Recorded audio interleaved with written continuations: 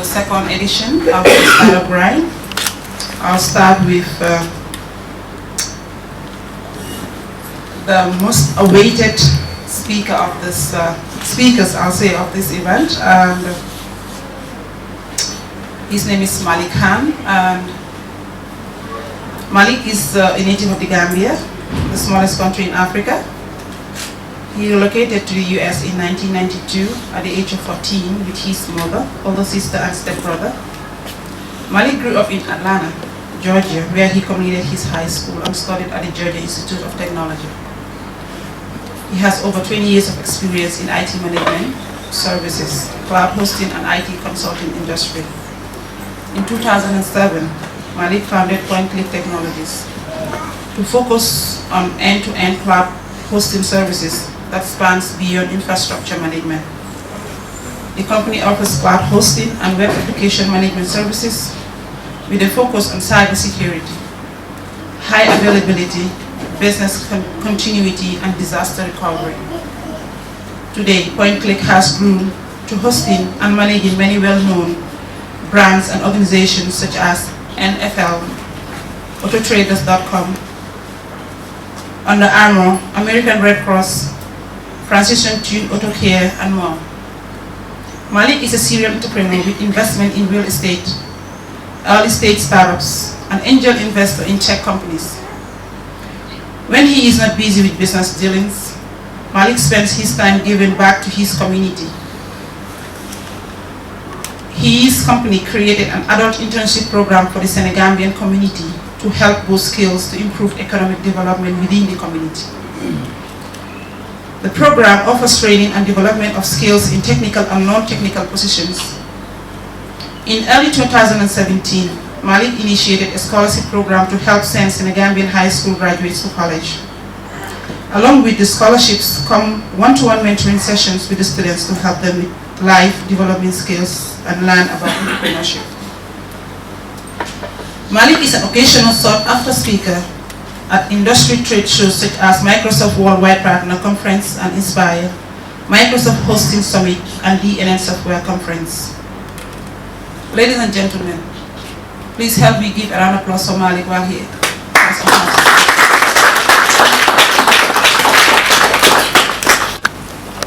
Can we please clap once more? Thank you for having me here. I appreciate it. Thank you so much. Next, we have Modou Nsz Njie. So maybe he'll help us explain the meaning of that NZ because I don't understand. So we just say Modou Njie. And he's the founder of Money Farm and Farm Fresh. Before we go any further, I'd just like to give a brief intro about Modou and his background. Modou is an ICT expert with over 20 years experience as head of IT for UNDP, Deloitte, and 2 major banks in the Gambia.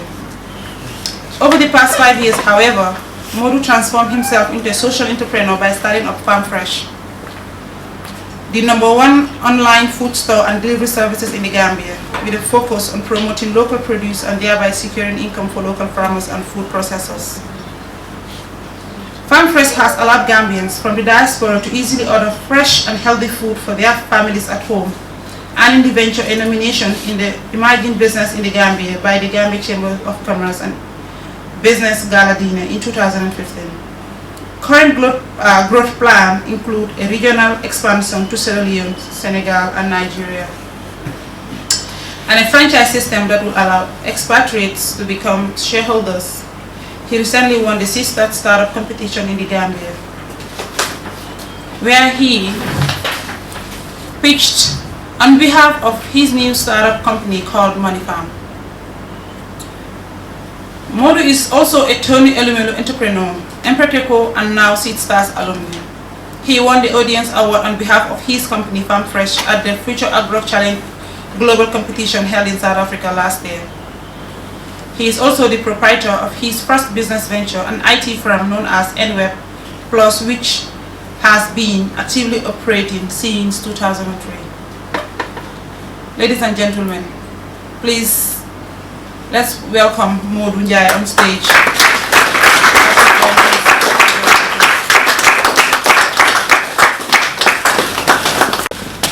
finally, last but not the least, we have Evou Lawrence Mendy. Evou is a young Gambian entrepreneur who is passionate about solving Africa's problems using technology.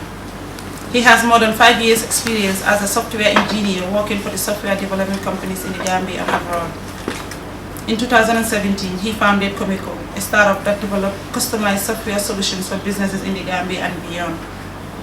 Comico also developed Miko Books, which is the first accounting software package for small businesses in the Gambia, and it's been used by more than 20 businesses.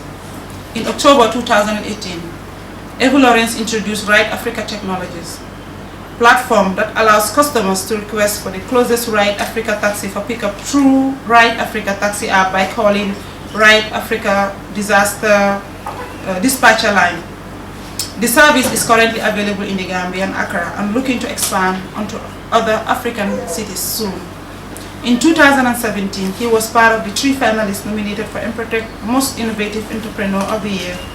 In November 2017, Comico was selected as part of the 50 startups in Africa and 50 startups in Europe to participate in the EU Africa Business Forum in Digital Startups in Abidjan.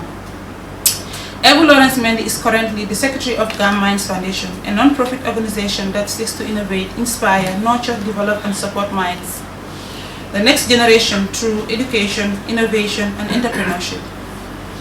And he was also the 3rd runner-up for the Tough Africa Global, which was organized by Tough Africa Foundation with his idea, Ryde Africa.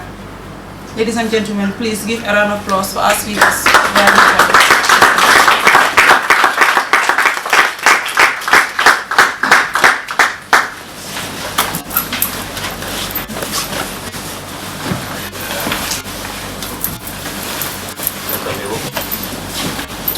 Can we clap for all of them?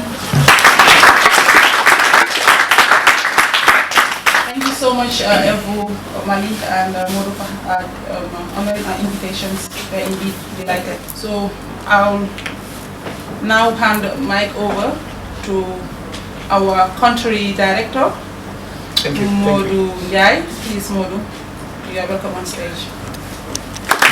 Welcome to Startup Grind. I'm truly inspired to educate, most of the startups that are here. And not only do we educate them, but we also connect them to investors, and also make them, understand the intricacies that are linked into being a founder in businesses. So we will actually start by looking at the founder stories, and we'll start with Malik. You've done a lot of work in regards to cloud and web hosting in the US. We'd like to know how you've started the journey, as a startup. Thanks for having me here. I really appreciate it. Feel honored to be next to these 2 superstars right here, Modou and Evou. Anyway, so I'll give you a little background on my journey and how I started my company, and it kind of relates to creating products that are habit forming. It's really all in the center of your customer service, being obsessed with customer satisfaction, but not only that, being obsessed with excellence. I actually had no intention of starting a hosting company. It came out of giving. There was a time where the American Red Cross had a virus that kind of hit their computers, so I volunteered to help refurbish the machines and rebuild the operating system. And that turned into an opportunity where they asked me to help them replace a bunch of computers they had on servers. Through that process, we figured out that they had all these web applications on the website. So each chapter, American Red Cross is a huge organization, and every chapter had their own website. And all these websites were being managed by volunteers on each chapter. So I thought, why doesn't chapter A look like chapter B's website? And it was just like that throughout the country. There were like thousands of chapters. So I invested $6,000 of my own funds, hired some developers in India to build a platform that was similar for everybody to use. And the biggest challenge for them was also content. So we just took the redcross.org website content, which if it's one organization, why can't you represent the same message? So we just replicated that content to all of the sites. And that's really how everything, just flourished for us. And the platform we chose was a .NET application, open source product that bigger companies started using. Companies like NFL, Auto Trader, all these companies started using it. And our main goal was we just wanted to help out an organization, and through that, the company that started an open source platform reached out to us and said, we heard what you guys are doing, and would you like to be a partner for us to recommend people to host with you guys? And that's pretty much how we started our company.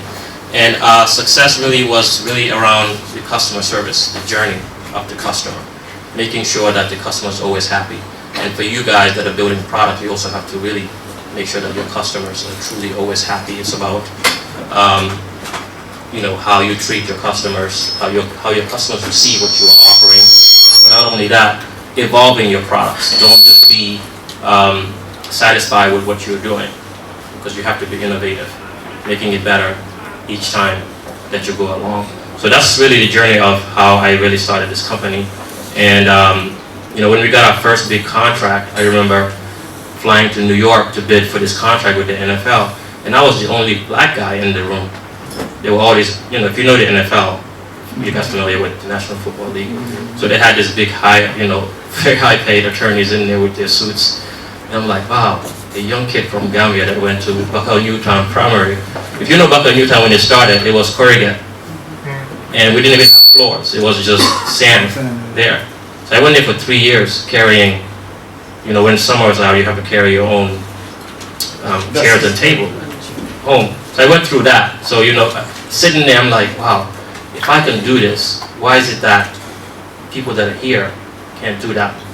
And this is really, we'll kind of talk about this later on. But these are some of the, you kind of use your story to kind of propel you. And sitting in that meeting, I was like, I'm going to win this contract. Because there were bigger companies that were even pitching. But I came, I was real. I didn't lie about my numbers or how big I was. I was like, we're a small shop. But we're small, but we're more nimble. And we could pay attention to more to the details of what you needed. We went home. 2 days later, we received a letter that you were awarded the contract. I almost cried like, wow, this is... But it was time to deliver, right? When you get that, you always have to be prepared to deliver. We get a lot of people that we see here create good products, and then when it's time to deliver, it doesn't work. It doesn't work, and then you kind of give up.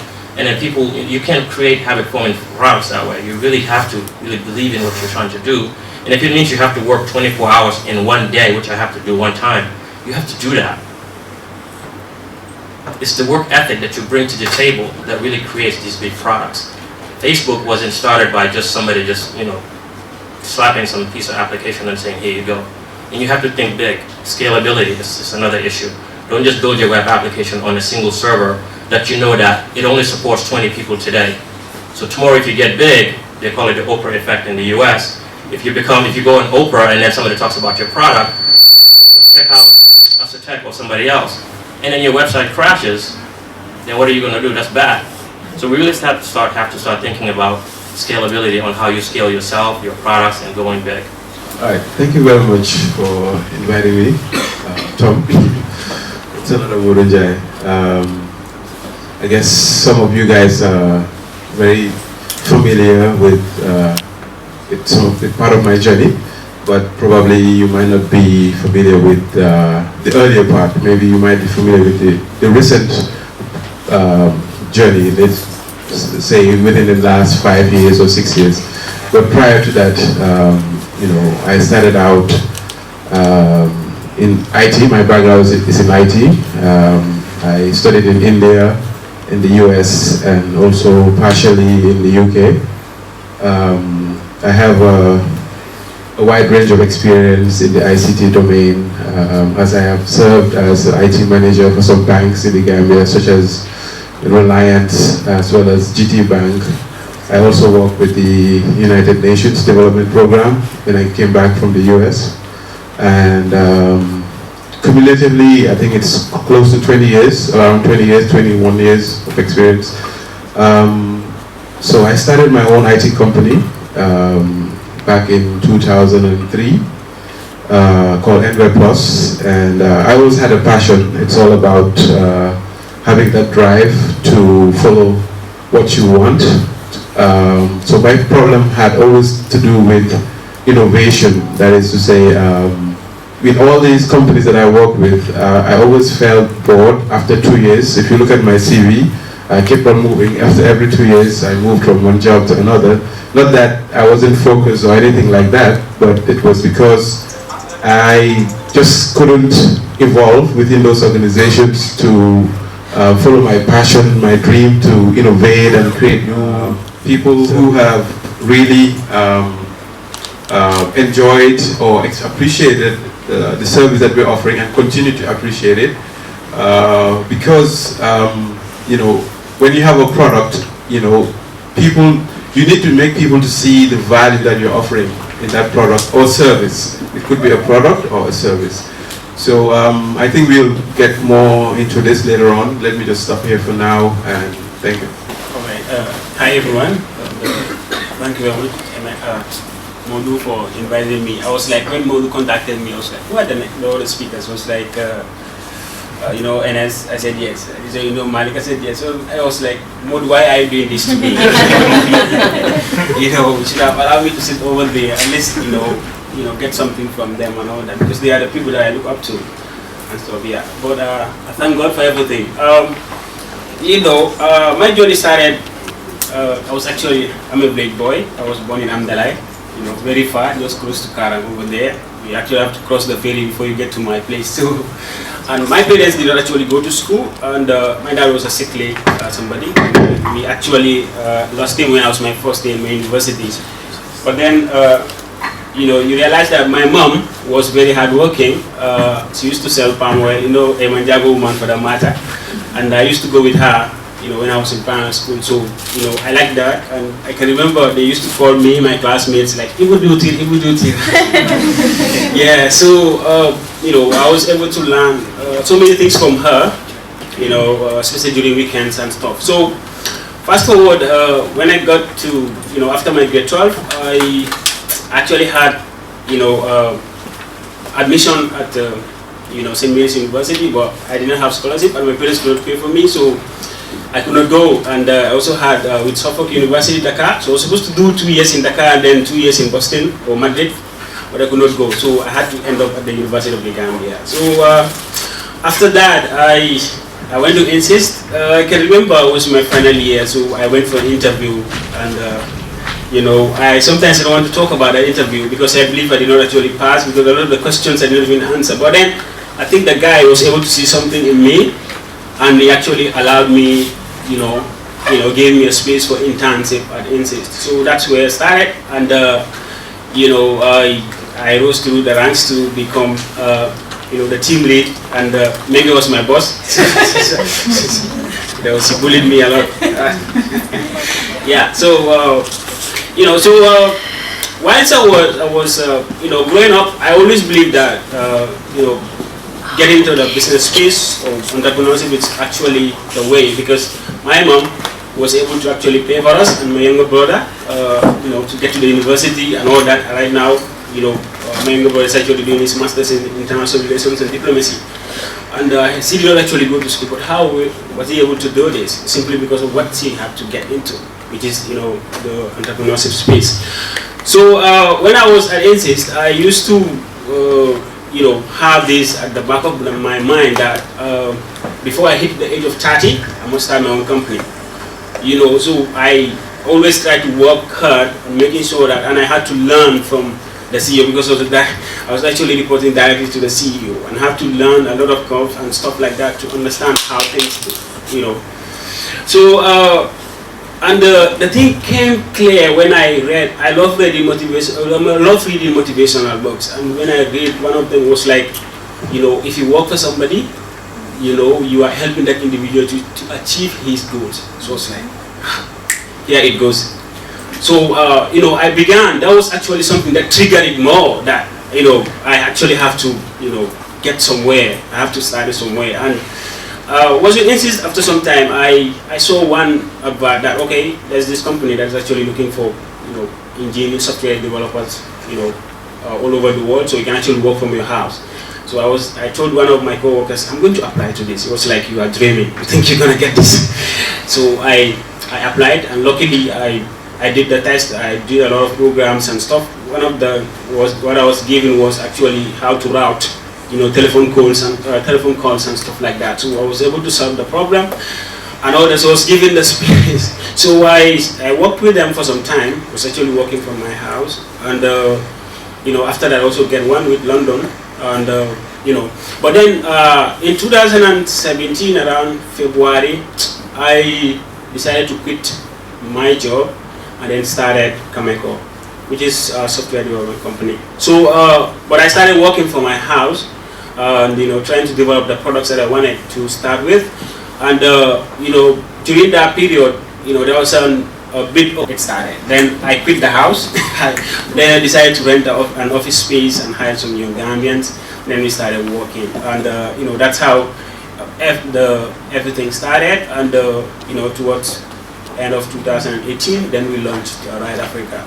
We are now actually incorporated in Ghana. On the 25th of January, we got our certificates and everything. Certificates of incorporation, and also to actually start operation in Accra as well. So briefly, that's who am I, and maybe we'll talk more about what I do. Thank you so much. It seems like we have amazing founder stories right there. Wow, I'm truly inspired. And one of the things that I would definitely like to talk about is, when we develop a product, obviously, we look at user interface, Facebook, Slack, Twitter. All these apps are, apps that people get so hooked to. But now, being developers for a while, for a lot of, products, what are the hook models that you guys adopt? That's why, why consumers are coming back to your products again and again and again. Do you want to share some of the myth behind it? How were you able to do it by developing these products, understanding the consumer behaviors and the interactions, against the products that you develop? Since I don't develop products. Yeah. Right. Thank you very much. I think that's a very important question. First, let me use an example. When we first launched Farm Fresh as a startup, so you don't always get it right the first time. So the user interface wasn't all that great, and we realized that we had to do something about it in terms of making it more user-friendly, making this platform more responsive, and other factors like the load time, all these factors that, how long it would take for the website to load, and the security aspect and all that. So I think it's a very, very important component in developing a product and to make it become habit forming. Because what happens is, I think it takes only a few seconds for customers to get bored or get frustrated when they enter your website and it's not loading properly, or it's looking funny, like it looks this way on this browser and then on another browser it looks another way. And then it's confusing, and then you have to be scrolling from left to right to top, so this day and age, people don't have time, so the user interface has to be as simple as possible, as fast loading. Attractiveness is important, but there needs to be a balance. It doesn't need to be overly attractive or too colorful, but again, it has simplicity is the key. I think for me, that's one of the most important factors that has helped us. That is to keep on simplifying our process. The user interface, making it easier for people to sign up, make it easier for people to check out. To find the information that they're looking for. I think these are the main issues that people need to take into account. Evou, you want to share your story on the Ryde app? All right. All right. I think one of the most important thing is trying to put yourself in the in the position of the customer. More of like empathizing with the customer. It's a difference between empathy and sympathizing and stuff. So if it was me, how would I feel about this particular product? But talking about Ryde Africa in particular, already there are ways of actually getting a taxi. You understand? So if I need a taxi, I may have a taxi driver's phone number. I can call the taxi driver to come pick me up, or I can just walk to the nearest highway and get a taxi, go where I want to go. But how do we make sure? Because when you talk about a habit, it's a repetition of behaviors, yeah. So if the behavior do not repeat, then it doesn't become. It's not actually an habit, yeah. So it has to repeat. So the customer has to come again, and stuff like that. So how do we make sure that we create a new habit in the transportation system in the Gambia, especially in the taxi transportation? So now we are bringing something that is completely new to some people. I guess to most people in the Gambia, how can I actually get a taxi through an app or something? Why can't I just call a taxi driver to come pick me up and stuff?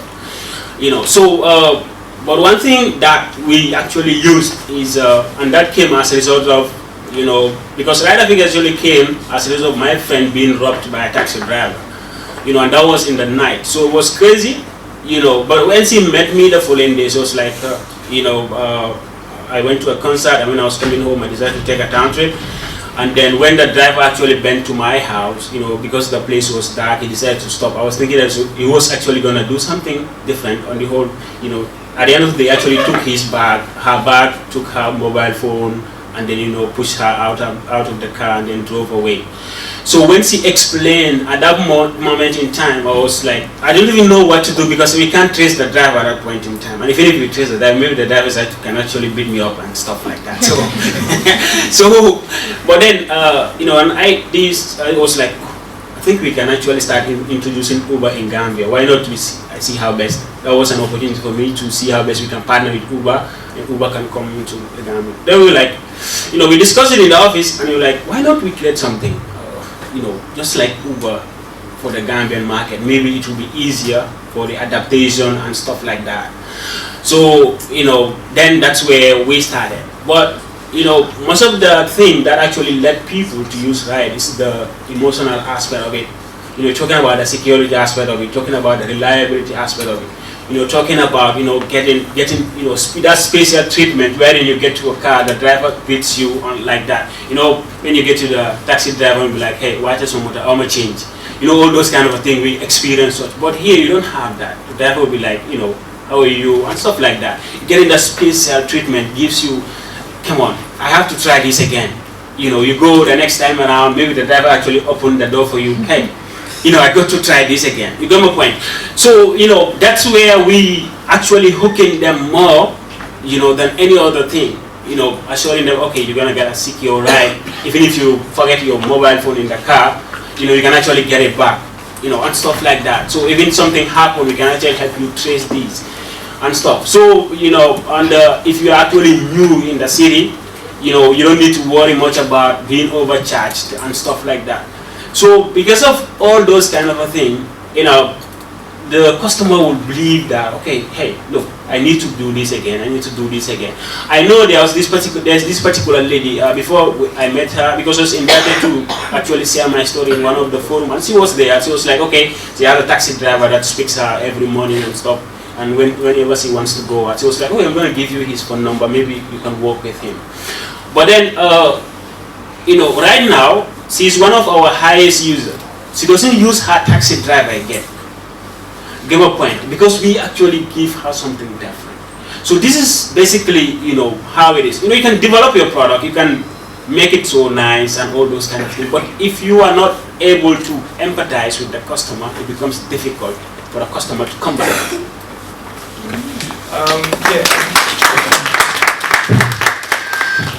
I'm going to go back to Malik on building clouds. That's a very interesting topic that I've been researching for a while. How is Malik able to do this in the US?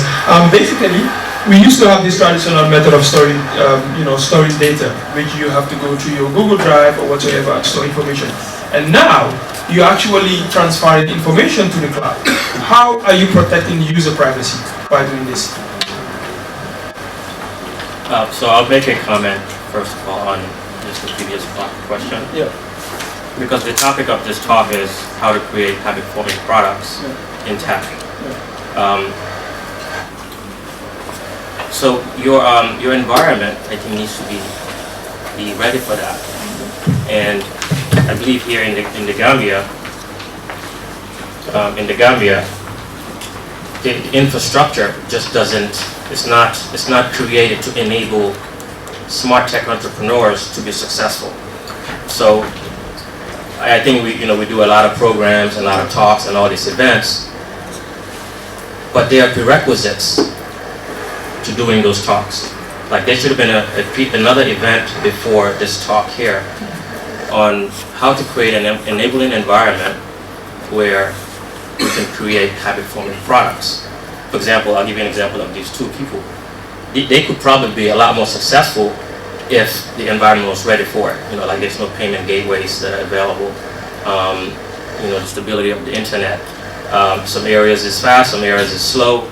So trying to scale and make that a habit for people, it becomes frustrating, because if you want to push a habit-forming product, number one, you need to focus on the end goal. What exactly do you want to get out of these people? And in most cases, it's you're trying to solve a frustration, right? You're trying to solve something that the user is frustrated about. So if somebody opens up the Ryde app, calls a taxi, next thing you know, that tower near them is not working, and then they lose connectivity. Now they can't see the visibility of the taxi. So the environment needs to be empowered. We have to create that environment first. Then we can talk about other things, because if those prerequisites aren't met, we can sit here and talk about habit-forming products all day long. And it'll just be a thing of, okay, it's Gambia, we're just talking about something. So when we talk about cloud, so I'll go to your question as far as, the environment in the US helped me become successful because it was already there. So it's mature. There are a lot of big companies, so we could rely on, we don't own data centers at all, but we operate out of 4 data centers in the US. But somebody else manages that. So all we do is just lease space from the data center and then host that, and we can worry about the core of our service, how to secure your products, how to make sure if there's a disaster, we can recover your data. I think it was on Friday we went to the curator, which my father-in-law just passed 3 weeks ago. So they're trying to transfer the death and all that stuff over. So when we walk into the office, there's all this paperwork. So I asked the lady, what is the process like when people need to get some of this done? Well, it takes this, if we do this, we take this paper, and then there's a bunch of file cabinets behind me. I said, well, what happens if this particular room catches on fire and all the files are gone? And they all laughed. They think I was joking. I was like, no, I'm serious. Because disasters happen, right? It's something that could just, something like, so what is it going to take for you guys to recover all this data? They said it will just be lost. No way, one-man show, it's crazy, He's just hanging on to it. Legally, he has all the rights, but it's taking too long. It's like 15 years. We can't even get our .gm, here in the Gambia. So even though you'll see our website is farmfresh.gm, but it's not hosted in .gm. It's hosted outside. So the infrastructure, the technology aspect, the internet, these are the gateway issue.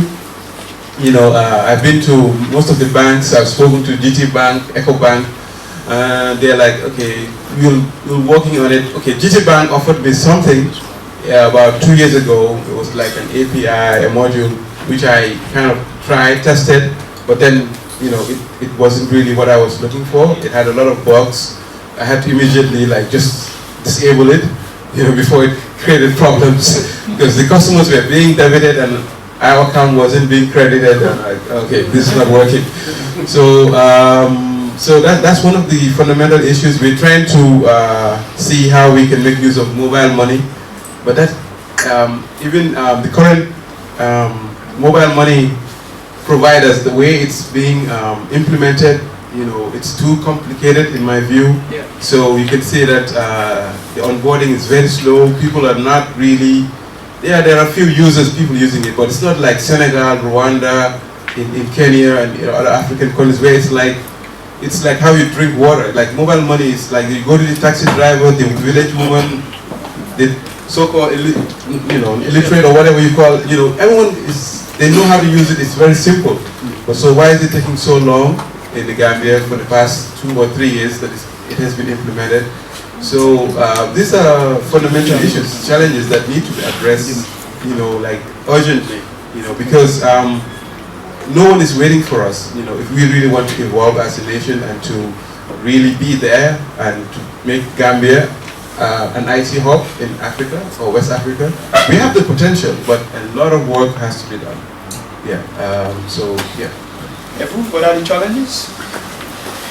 Yeah, it still boils down to the environment not being ready with regards to certain things that we do. And one of our major challenges right now is the street mapping. I mean, the unnamed places and all that. It's just crazy sometimes, So the user has to choose the closest place to her destination, and now the app actually allows you to, once you do that, you can actually move the app to your exact the destination and all that. So all those things and stuff, because no house is named and it becomes so crazy sometimes. That's again that's where the environment comes into play. But then we have to play some tricks to make sure that our product work and all that, at least not 100% like what somebody will expect, but at least you'll be able to get something. And like the internet stuff, so you're like, okay, now if you need a secure ride, a decent cab and all that, you don't have internet connection, you don't need to worry. Why not you just call us, and then we can actually run our system and then get you the closest driver based on the drivers that are available on our system. So but you also, there is something that we're actually looking for, which is to be able to use USSD. And oh man, that's a crazy thing again. The telcos and all that, not ready for this kind of a thing. We'll be like, okay, how many people will be ready to use it? So just you in Gambia, all those kind of a things. So it becomes so frustrating sometimes and all that. Like all this while, I've been trying to get a short code for our call center, so that instead of calling that 7-digit number, you can just call, let's say, a 3-digit number or just 4-digit number. But it's taking like only God knows. So so all these kind of a thing can be frustrating sometimes. But then to me, the most important thing, like if you are close to me, you realize that once I said I need this, I need it. Menge will be like, you are crazy. And, we work together for a while, so he knows what I'm talking about. But but we still have to push, especially as young people. Sometimes there are certain things that you do that will actually trigger the government to react, or the people that are actually responsible to react. But then I can remember QCell called me the other time. Right now they're working on an API for their Q-Money. So they called me, so I was in the meeting, they demoed it to me and all those kind of things. At least there is, hope. You get my point. So yeah, but those are basically the thing, like the environment and all that. But you have to play around certain variables to make sure that you get what you get what you want to work to actually work. So that's basically how the tricks around certain things. Thank you so much. Thank you. I think we have a few minutes left before we wrap up the fire chat. But we would like to have the final notes for what exactly would you advise, the young people that are into tech, as far as you're concerned, and give them a little bit of advice on the way forward. Sure. In my opinion, in Gambia, I believe there are 3 things that's going to help solve a lot of these challenges. One is commitment to excellence. Commitment to excellence is important if you want to create high-performing products. It's making sure that you cannot really, you have the best team, your team is ready to push, you have the best product. You just have to be committed to that excellence. One of the things I hear is mediocrity. That as long as is it working? Okay, bahna no, just leave it like that. It's cool. So we have to be committed to that. Number 2 is, habit-forming products are typically created in environments where there's a lot of frustration. So my number 2 thing is frustration breeds innovation. Okay, so we really have to look at all the things that we're frustrated about and channel that into our, put our energy and all that stuff into saying, you know what, I'm tired of people saying, Gambia, this is Gambia. No, it's not Gambia. I mean, the world is changing. I left here when I was 14 years old in 1992, and my first time back was last September. That just passed, it's 2018. That was 27 years ago. And a lot of things are still the same. Why is that? It doesn't, the world is moving so fast that, I believe at some point, if we don't really do something, we're going to become a consumer nation to technology. There was a talk I gave in Atlanta where I talked about there was actually an article I sent to you guys that Amazon is now looking for a way to allow customers to actually pay for cash for its product. And my talk in Atlanta was, Amazon is becoming so powerful that they could actually stock a whole ship that could sail. Maybe you have two ships that will sail every 2 weeks to your ports. And then you can have their app on their phone. Like when I was in the US, I don't go to the grocery store. I don't go to the hardware store. Anything I need, I just go to Amazon. Within 2 hours, it's at my doorstep. That model can be implemented here. Amazon also just registered some cryptocurrency domains. So what would stop them from pulling shipyards full of products into our ports, where you just on a Tuesday you know that there's a new shipyard, you can go pick up your groceries, pick up your furniture, whatever you want to order. Then what happens to our local businesses? What happens to our banks? What happens to our government? We become dormant. If you use Twitter, you use Facebook, you use Instagram, you're already being lured in. They know everything about you. If you have an iPhone, they have your fingerprints because you're using the Touch ID. They now have your Face ID. So they have everything about you. This is where it's going, guys. Pretty soon, if we don't do something and really get up, that's where it's going to go. And my third thing is curiosity.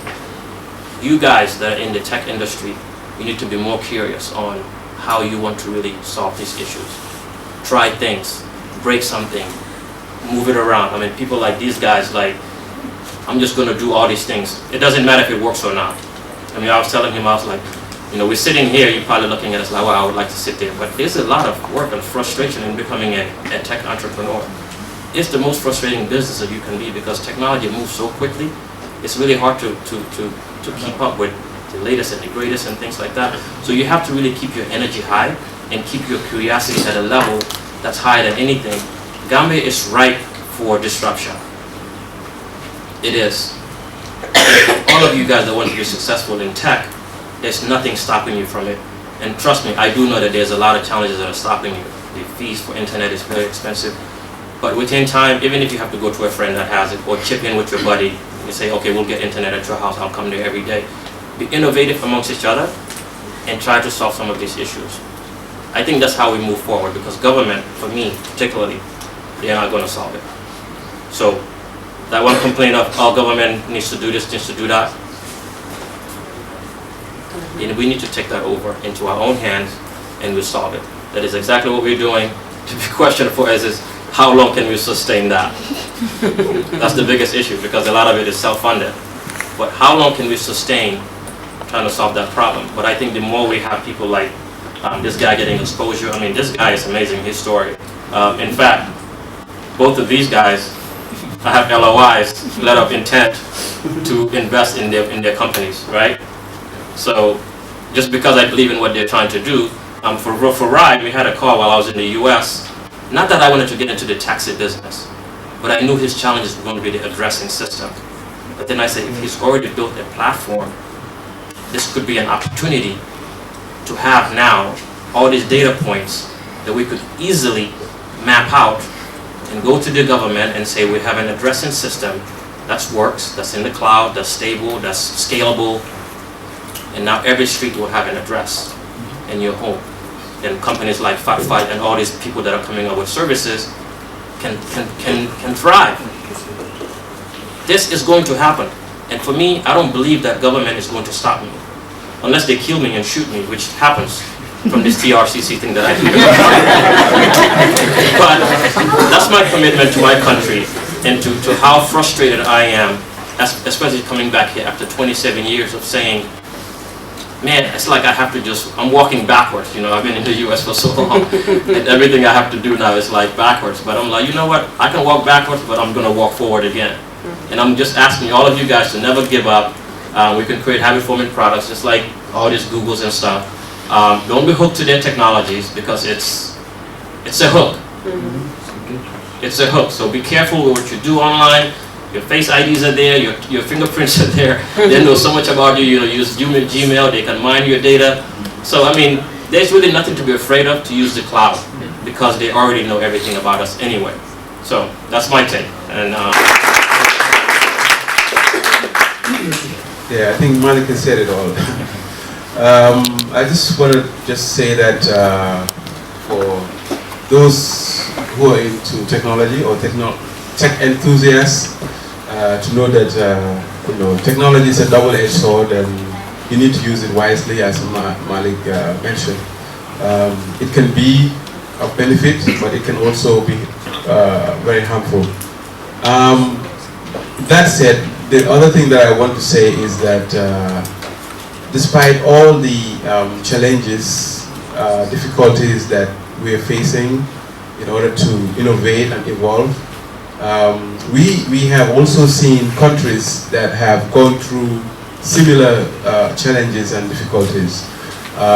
Basically what I'm trying to say is that you shouldn't give up despite the fact that we have all these challenges. That is to say, you have to persevere, you have to keep on pushing. We are not satisfied with the environment, but that doesn't mean that you should be frustrated and just give up and say, hey, I'm going to go elsewhere, go outside of the country, stay there for like 5-10 years, come back, then things would be better. By the time you come back, there will be no job for you. People will be way ahead of you, because people who have stayed there and sweat through the whole process, so it will be late. So despite all the challenges, keep on pushing. Don't give up. People like Asutek, he's an amazing guy, and despite all the challenges, he's done some amazing work. I always, kind of encourage him. We always encourage him because we think he's amazing. The same with Evou. These are wonderful success stories that should be inspirational or inspiring to you guys. So don't give up despite all these difficulties, and keep on pushing. Thank you.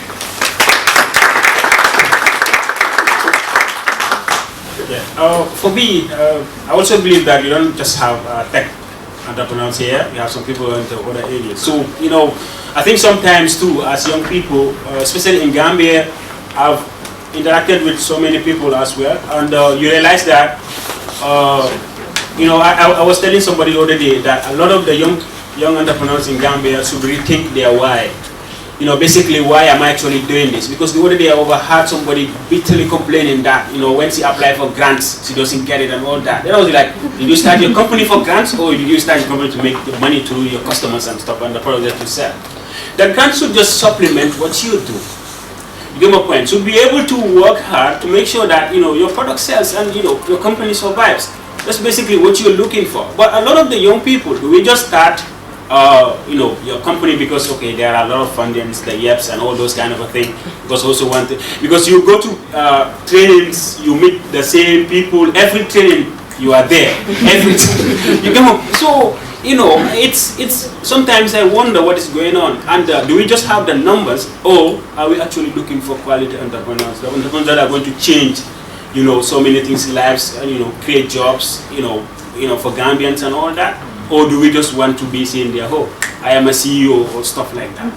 So, that's basically what we have to do. Sometimes we have to, rethink what is our why. Why do I actually start this? The other day, I was supposed to return from Barcelona day before yesterday, because I was supposed to exhibit at the Mobile World Congress and all that, and they denied me the visa and all that. So, does it bother me? That's their problem. I don't start my business just to go to Barcelona and all those kind. If I have gone here, it's good for me. But denying me the visa does not stop me from being what I want to be, because in fact I was denied, moving out of the Gambia to go and study. I studied here. I worked for a company outside the Gambia. So what's the deal here? So it doesn't matter. Yeah. So whether they've denied me the visa or whatsoever, because they trust that maybe if I go, I'll not come back.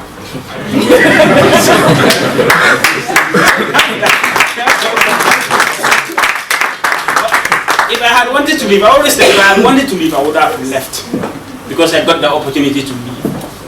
My auntie until now, it's just recently that she begin to realize, to understand me basically, because at some point she believed that I am wasting in Gambia. I'm not wasting, But recently, when she came back, she's in the UK. When she came back recently, she began to understand basically why I refused not to join her over there. But there was a time that I wanted to go, they did not pay for me to go and study. Now they want me to move in. Why do I have to go? That's the bottom line. So you should understand your purpose as a young person. Why are you here? It's very important. If you don't, come on. you know, when the going gets tough, it's only the tough that gets going. That's the bottom line. So.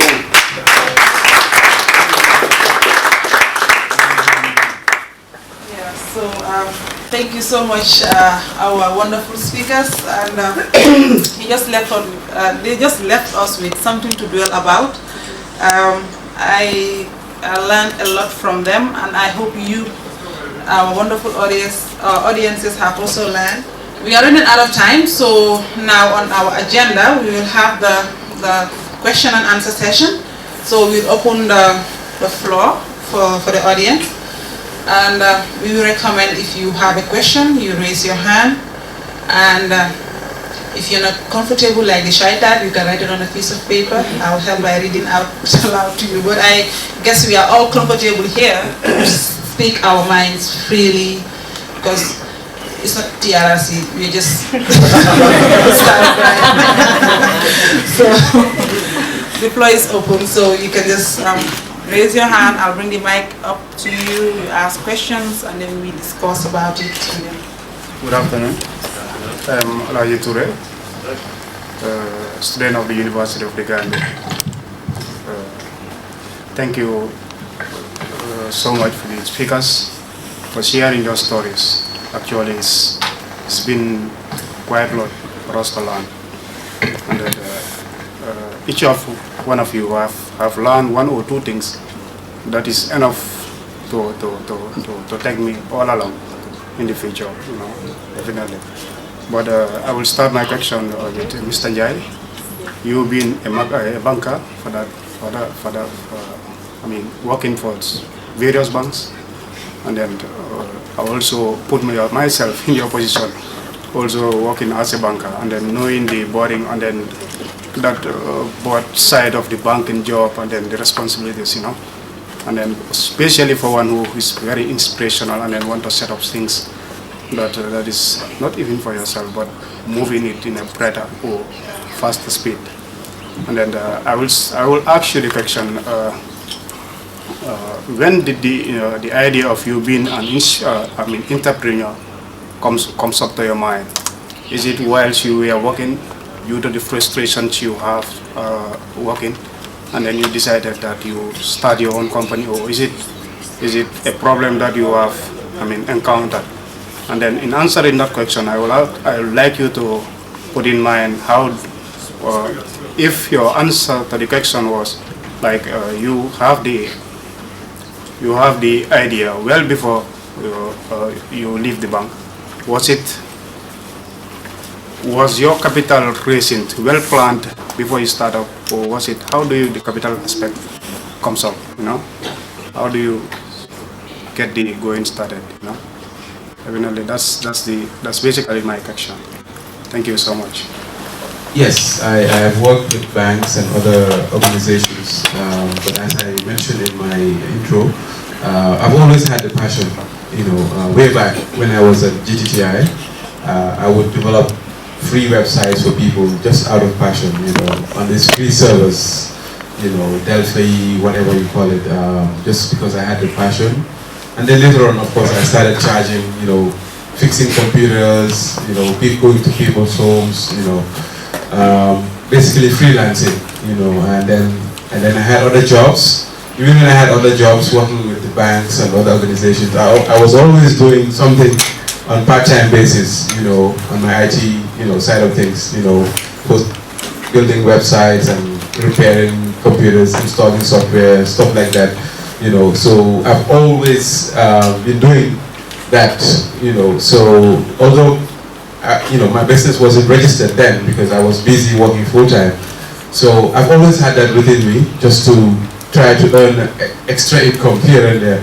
You know, just to, of course, you know, how Gambia is, you know, it always helps when you earn extra income. You know, you can't rely on one income, at least at some stage, you know, until you surpass that level.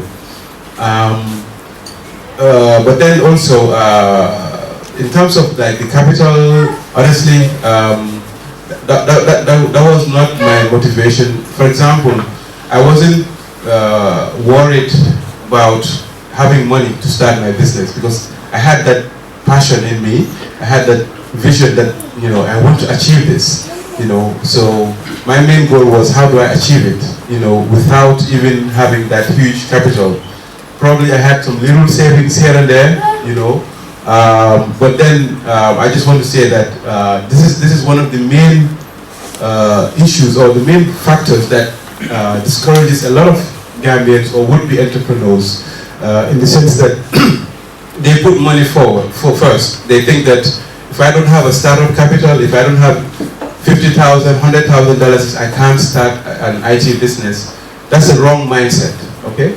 So, because I had clients, even before I registered my IT company, I already had a record. I had a clientele, for the past couple of years who've been doing business with me, because of the service that I was offering them. So if you believe in what you're doing, like Malik said, excellence, you're providing an excellent service solution to people, you can start from that to raise that capital, So I want you to remember that capital should come probably as a startup. It should come probably not last, but you shouldn't make it a top priority. Let other things come forward. Build your skills, do some trainings, sharpen your skills, even offer free services for people, let them proof of concept, let them see what you're capable of doing. I think Hassan has done that a couple of times, prove what you do, and then the money will come later. Good afternoon. I want to thank you all. I'm very inspired, definitely. I'm very glad to be here today. So I have two questions, one for Mr. Khan and one for Evou. Okay, for Mr. Khan, you have told us that when you have been asked whether Gambia is ready to receive whether your product or what, I don't understand that, and you said no. Then I want you to clarify that so that I can be able to understand it. So for Evou, you said the challenges you have is lack of seed names. So what are your takes, so that you can create seed names, so that how to say your service can be easily accessible for you. Thank you very much. Suleiman? Okay, Suleiman, you asked, when I was asked the question if Gambia was ready for the services that we offer, why did I say no? I said no for many reasons, but I'll just keep it short. But I believe, number one, the approach that I think we're trying to bring the model that that made us successful in the US by doing managed services, meaning you have to trust the partner that's going to have access to your information. I believe that trust level, I don't know, people just think here that you're going to go into their data and look at it. I think people don't trust that. Many organizations also have internal IT teams, and those IT teams typically feel threatened by an outsider coming in that's going to be involved in the day-to-day process on being a complement. So rather what they would do instead is whatever you're trying to provide as the service or the solution, even though they don't have any experience in that, they would, after you leave, tell oh, what, we can actually do this on our own, and we'll be able to solve the issue. And many times, the management falls for that, and I think that's one of the reasons why we're still behind, because people that lack the experience, the knowledge, the exposure to really implement and manage and propel services, it's just not there. So that was the reason why I said no, but I think we'll get there eventually. There was another question from Asan. You asked, Gambia has a lot of problems, and I don't look at what Gambia has as being problems. Can everybody hear me? Yes. It's much, man. I'll just talk loud. I don't look at what Gambia has here as being problems, but instead I look at them as opportunities or small challenges.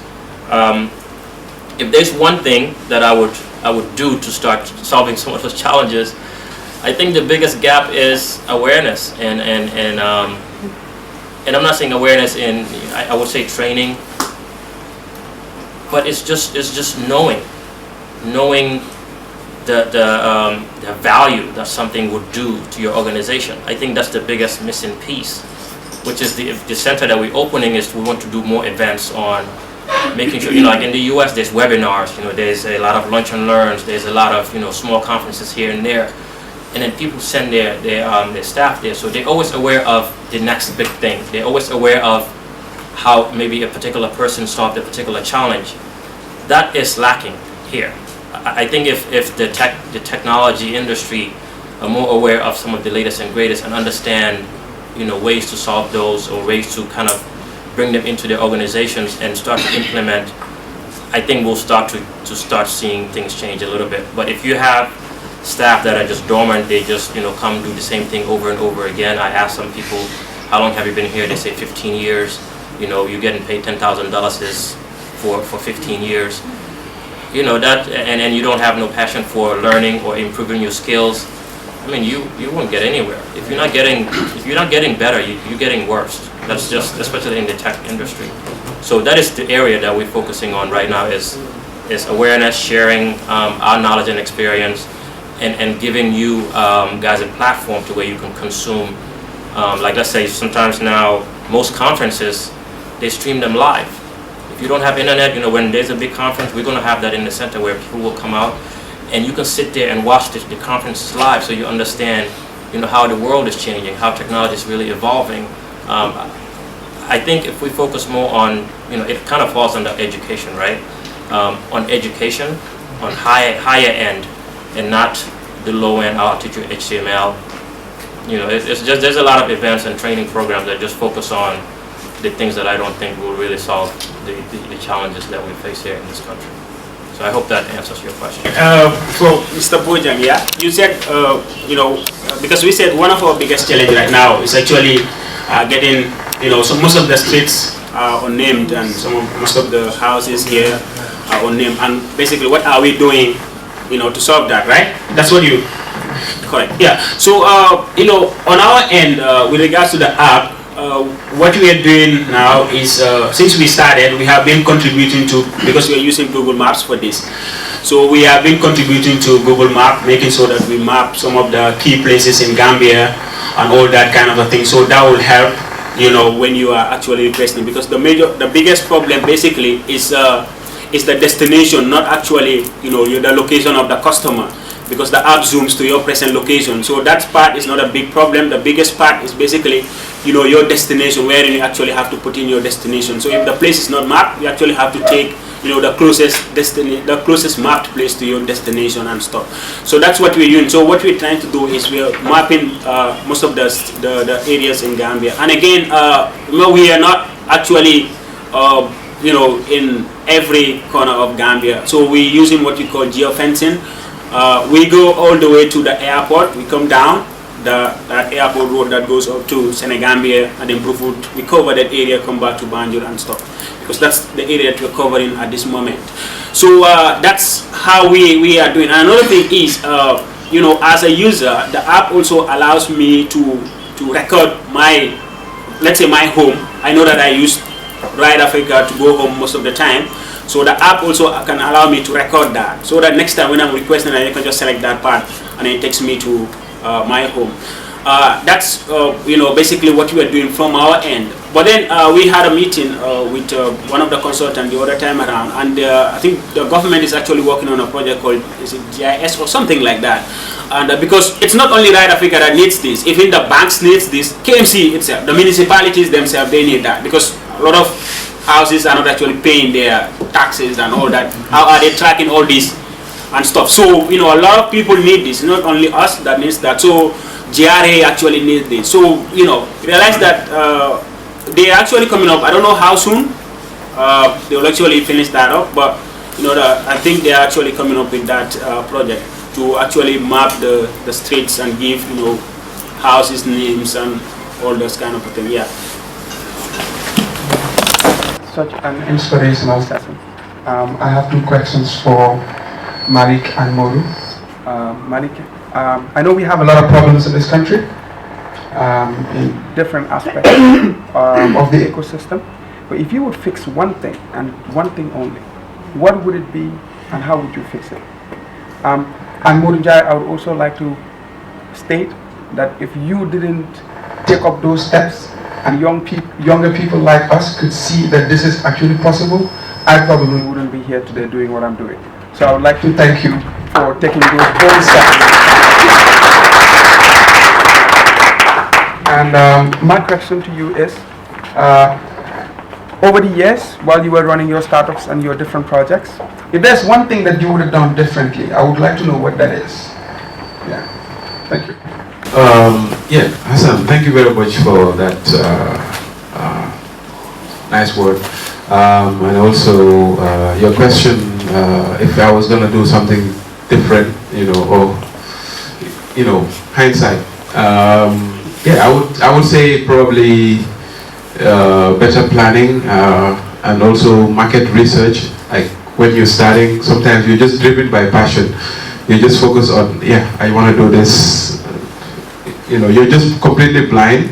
But professionally or hindsight, I know that you need to do proper market research, finding about the existing environment, the current players in the market.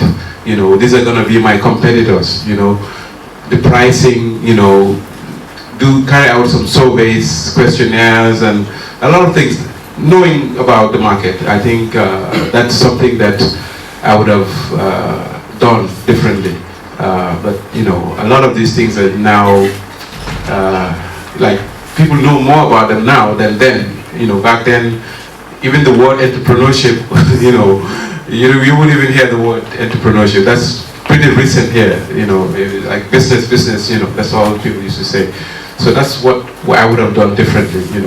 Taking my time to do market research, proper planning, budgeting. Well, all the things that people are being taught how to do right now. And the gentleman, absolutely. We do deliveries with Farm Fresh. We have a shop in Bakau, Newtown, next to the Chinese restaurant after Timbuktu. So I'll give you my card and we can talk. And definitely our products can be delivered to you via FatFat or any other delivery company. And or even if you want, you can do it through Ryde Africa. I just want to know how your various businesses are actually related to social media, because that's the area that I actually interested in. And also, how do you see voice would of course affect your businesses in the future? For instance, Alexa. Thank you. Yes, with regard to Bakari, yes. Whether our business actually have some relationship with the social media and all that. Of course, with Ryde Africa, everything that we do, of course we do our digital marketing and all that, and some Facebook ads and stuff like that. So obviously it is we got that, because just to make sure that we sell our products outside. Because I believe if I can remember when I posted our first flyer, I think Malik saw it on Facebook and he had to contact me and all those kind of things. So obviously we need the social media aspect of it. And you also asked about voice. You mean incorporating voice in what we do or stuff like that? Yeah. How, like for instance, Alexa, you sit in your house and order something. You can sit in your house and order the card through voice.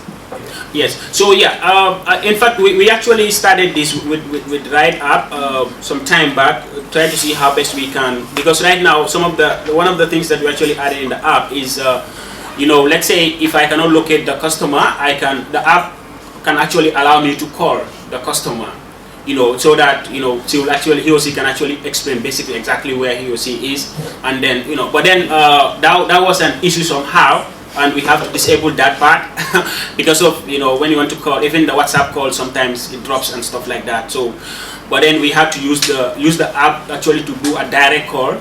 That is chopping credit much, which is not actually somehow good, but at least we're using that for now to solve the problem.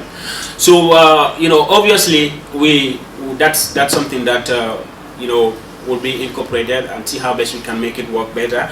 And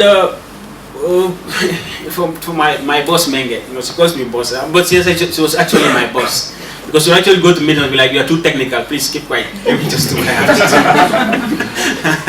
do." Yeah. So with regards to the financial, having a 9-to-5 job and putting some money aside, I think everything has to start with the self-discipline.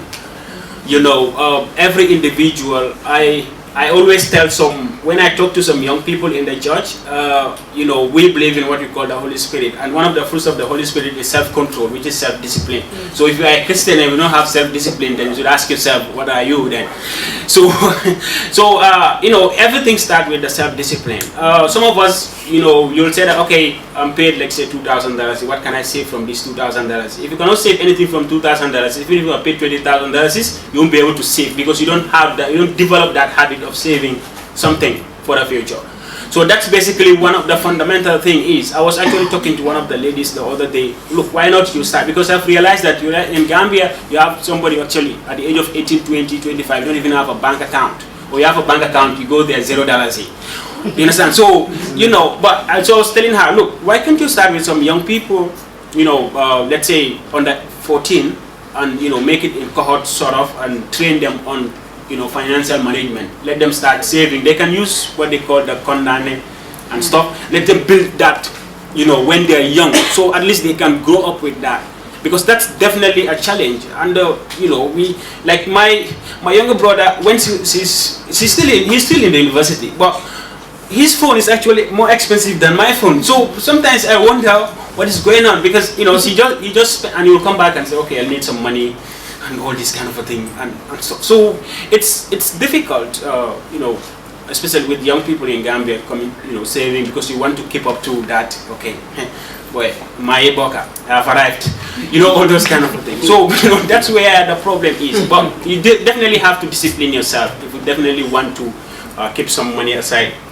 And you said you want to involve some tech in your business and stuff. Maybe if I know the kind of business that you do, maybe it would be easier for somebody to advise what basically aspect of tech do you want to involve. So maybe after you can meet with her, because now you confidential, we have some smart people. Thank you.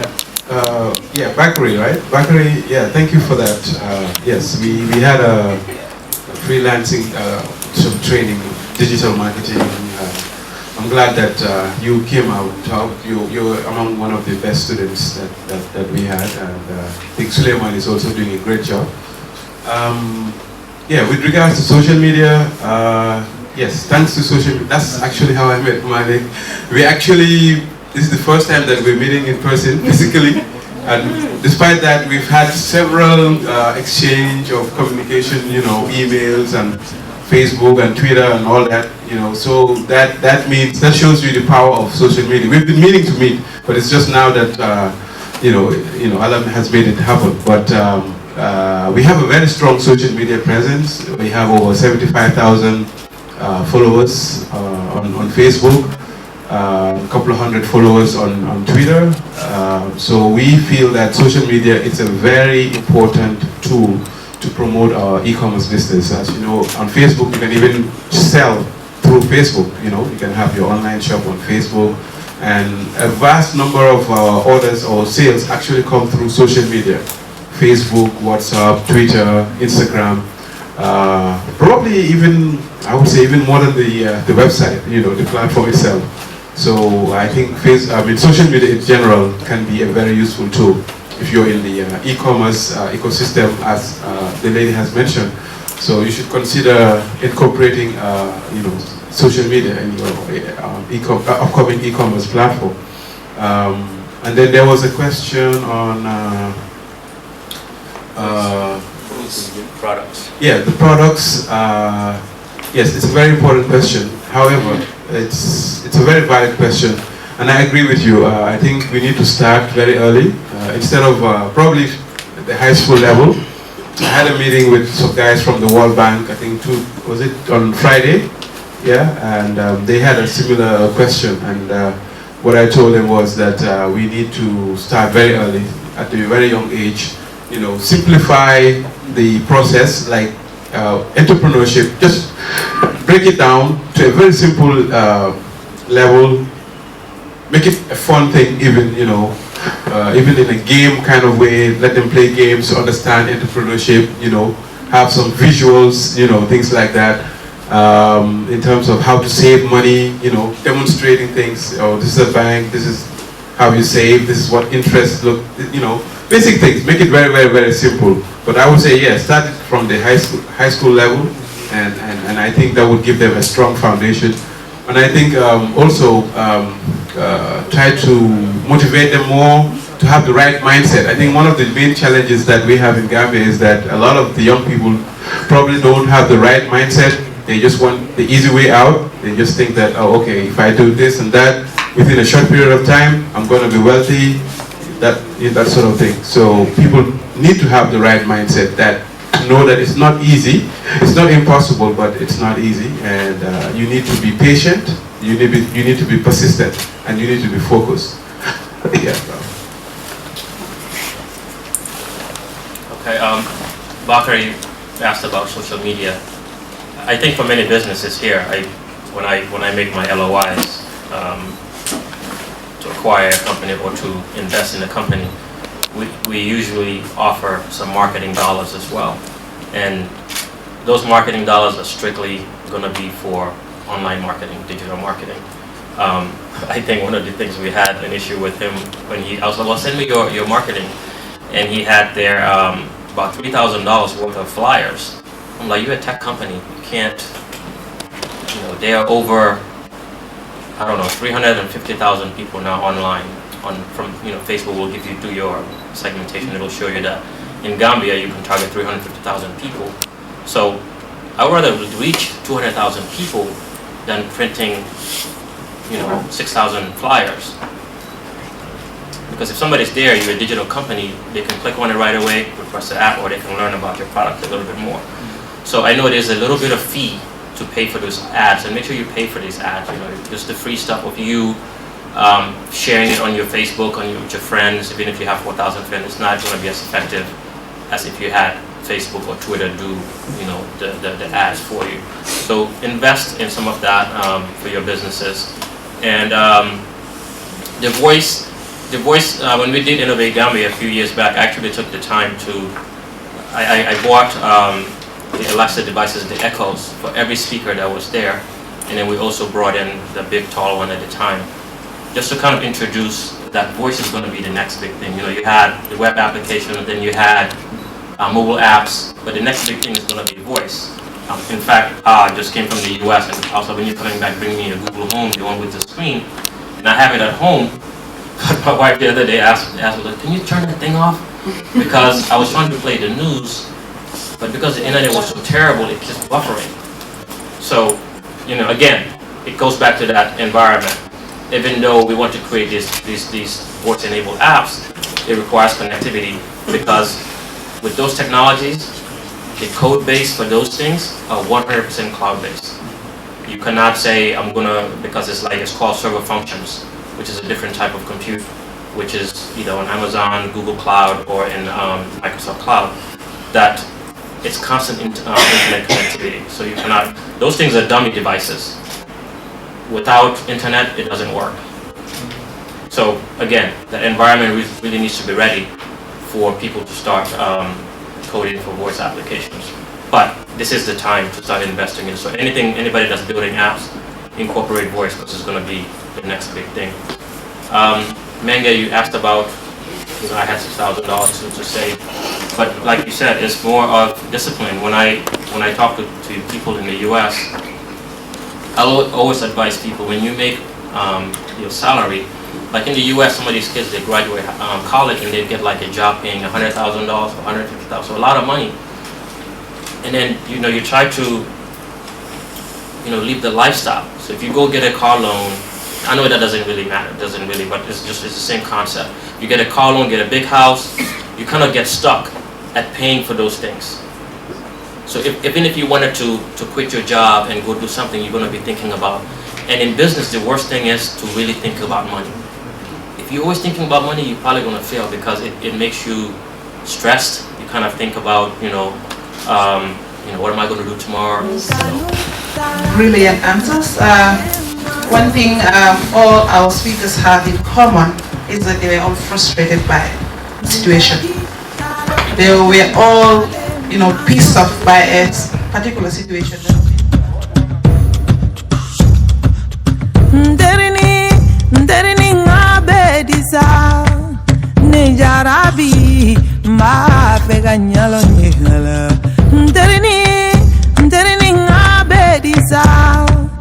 Nekanu